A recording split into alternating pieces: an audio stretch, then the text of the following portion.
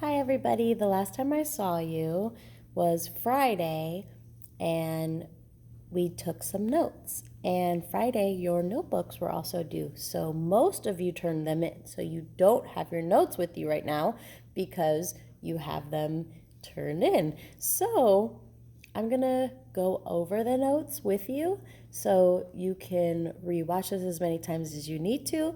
And I also uploaded pictures of the notes so you can download those as well and follow along as we go through them. DNA vocabulary notes. So DNA, remember that stands for deoxyribonucleic acid. That's where DNA comes from. What DNA does is it stores the organism's genetic information and it is kept in the nucleus. So when we say deoxyribo, we're talking about the sugar, and it's a deoxyribose sugar. Remember that if it ends in OSE, that means that it's a sugar. And this is called a deoxyribose sugar because you can see that right here, there's no oxygen. See how on every other one there's an oxygen there, there, there, and there? But this one does not have an oxygen right there. So it's called a deoxy, meaning that it has one less oxygen than a ribose sugar. So it's a deoxyribose sugar. And this is the sugar that is in DNA. Now remember, there's 3 parts of each nucleotide of DNA. So we have a sugar, deoxyribose sugar, a phosphate, and a nitrogen base. So those 3 things together make up one nucleotide: phosphate, sugar, nitrogen base. Okay? And what a phosphate is it is a phosphorus atom with 4 oxygens attached to it. Sometimes written like this, sometimes written like this, and usually represented by a circle like this. And then there's 4 different bases that we can have. So right here are our 4 nitrogen bases. We have adenine, which is an A, thymine, which is a T, guanine, which is a G, and cytosine, which is a C. And these are our 4 different nitrogen bases. Okay, so each nucleotide has a deoxyribose sugar, a phosphate, and one of these 4 nitrogen bases. So these bases match up in a very specific way.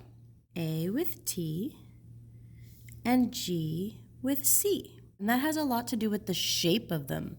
So here we have adenine is a double-ringed molecule known as a purine molecule, and it binds with only thymine in DNA. It also bonds with uracil in RNA, but we're not there yet.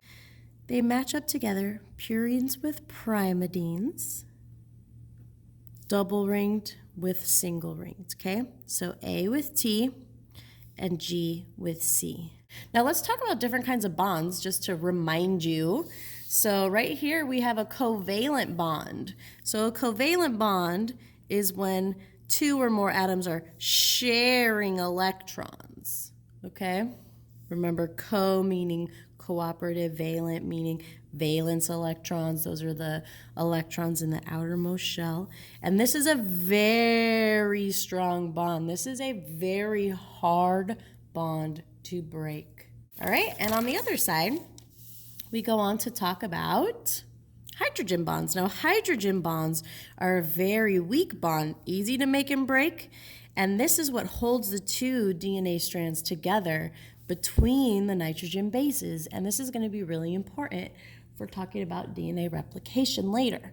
Okay, we have our 2 strands that are twisted to form a spiral, look like this. This is our double helix. This double helix piece of DNA has been flattened out so it looks more like a ladder, okay?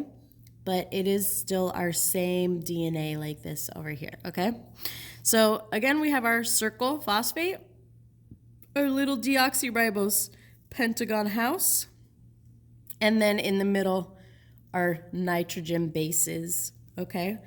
Remember that these three parts make up one nucleotide. Holding together the phosphates and the sugars is a covalent bond. This is a very strong bond that's hard to break. In between each one of these is a very strong bond that will keep this DNA together. But in between the bases, we have that hydrogen bond, which is easy to make and break. So that's going to be important later. What we call this alternating sugar, phosphate, is the sugar-phosphate backbone. It's connected with a covalent bond. It's hard to break. It stays together. Sugar, phosphate, sugar, phosphate, sugar, phosphate. It's our backbone. It keeps us together, okay? Supports everything. And lastly, base pairing rules. Please know these. A with T, which also means T with A, right? And G with C, which also means C with G. It's the same thing, all right?